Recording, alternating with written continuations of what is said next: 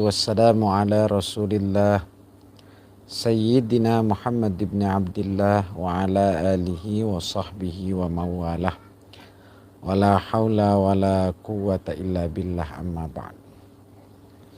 Kepada teman-teman yang ada di YouTube wabil khusus, mudah-mudahan sehat menjelang Idul Kurban, hari raya Idul Kurban. Ini ada satu kesunahan yang dianjurkan oleh Nabi lewat menyembelih hewan kurban. Tetapi ada beberapa yang bertanya tentang masalah kurban. Di antaranya yang pertama, ini kadang-kadang sering sekali di sekolah-sekolah mengadakan kurban. Tetapi ketika mengadakan kurban, bayar kurban, tetapi ternyata cuma 50.000 gitu. Atau bayar kurban ternyata kurbannya itu nggak ketahuan sapinya berapa orangnya. Nah, dalam masalah ini insya Allah saya akan jawab dalam kitab Fathul Qorib, dan saya akan buka pada kitab syarahnya. Ya, ini saya buka hasyiahnya saja, Ibrahim Al-Bajuri. Nanti tentang masalah udhiyah berkurban ini ada di halaman 527.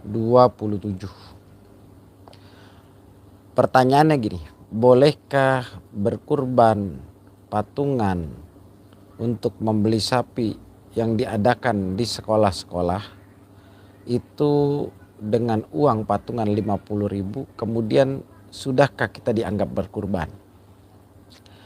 Saya akan bacakan konteksnya untuk menjawab jawaban ini. Watu jazi'ul baqaratu an sab'atin. Mencukupi sapi itu dari 7 orang. Jadi kalau seandainya sapi itu kita mau beli harga katakan yang 25 juta, ya kita patungan 7. Gitu. Jadi kalau seandainya ternyata kita patungannya sarang 50.000 yang diadakan di sekolah, itu bukan hakikatnya, bukan patungan kurban. Mungkin saya lebih bercermin supaya menggairahkan saja agar anak-anak sekolah itu punya nilai sosial untuk berbagi. Tapi secara kurban dia tidak bisa dikatakan dia berkurban gitu. Jadi patungan-patungan yang ada di sekolah kalau ternyata tidak dengan 7 orang, maka tidak mencukupi untuk dianggap dia kurban. Apakah nanti dia itu kurban sunnah ataukah kurban wajib? Jadi syaratnya dalam kitab Fathul Qorib di bab udhiyah di sini dikatakan watuzzi'ul baqarah an sab'atin. Ai inishtaraku fit tadhiyah biha. Syarat untuk kita bergabung atau kita patungan kurban ya syaratnya dengan 7 orang. Kalau kita kurang dari 7 orang itu bukan disebut kurban. Jadi jangan sampai ada kesan ente udah kurban, udah dulu di sekolahan. Berapa orang? Nggak tahu, semua murid. Berapa patungannya?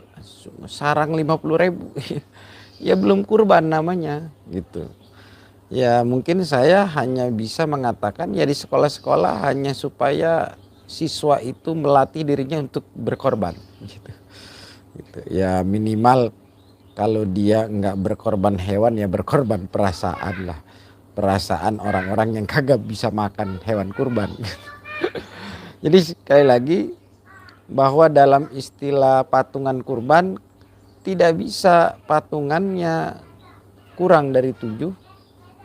Kalau untuk sapi atau kebo atau ternyata dia patungan melebihi itu. Ini jawaban tentang apakah orang yang di sekolah-sekolah yang mengadakan panitia kurban patungan sarang 100.000 kah itu sudah dianggap berkurban? Tidak gitu. Kemudian ada pertanyaan lagi tentang masalah bolehkah dalam istilah kita patungan hewan kurban niat kita itu berbeda-beda. Seperti misalkan ada niat dalam patungan sapi kurban itu kebok kurban atau ontak kurban. Ternyata niatnya yang satu untuk kurban, yang satu untuk akikah. Maka dalam kitab Baijuri dikatakan, di sini dikatakan ishtaraku fi tadkhiyati biha wa misluha al-hadyu wal aqiqatu.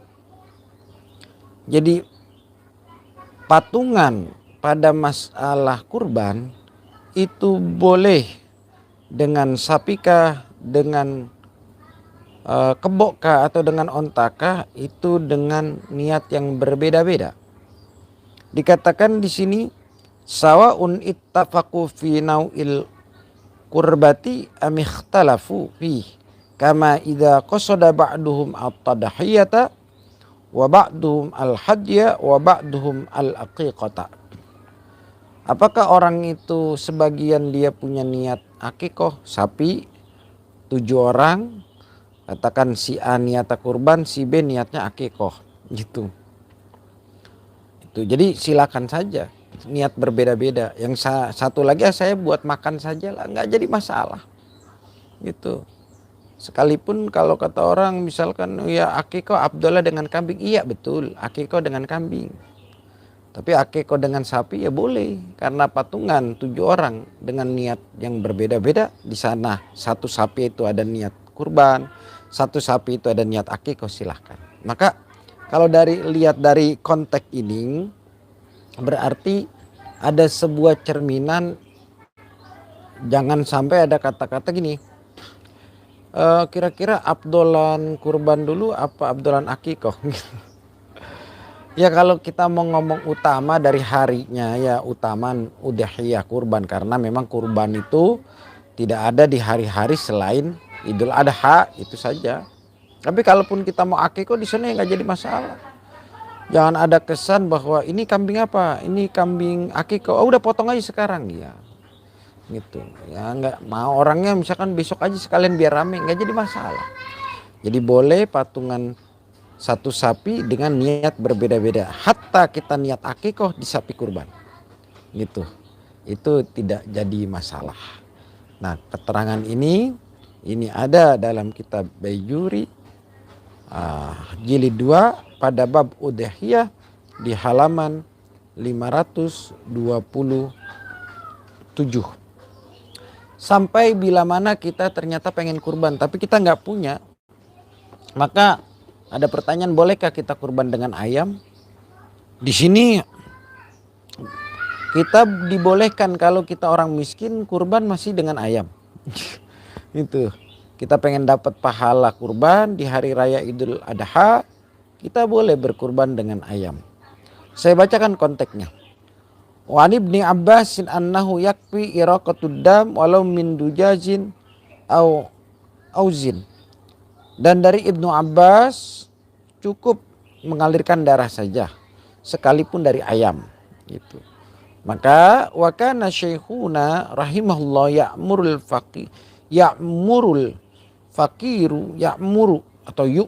fakiru bitaqlidihi.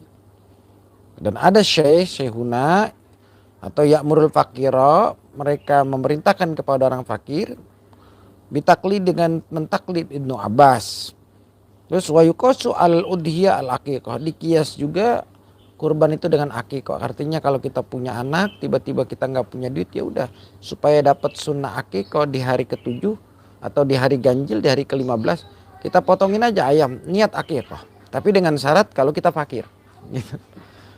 Dengan syarat kalau kita fakir. Kalau kita fakir boleh kita kurban dengan ayam.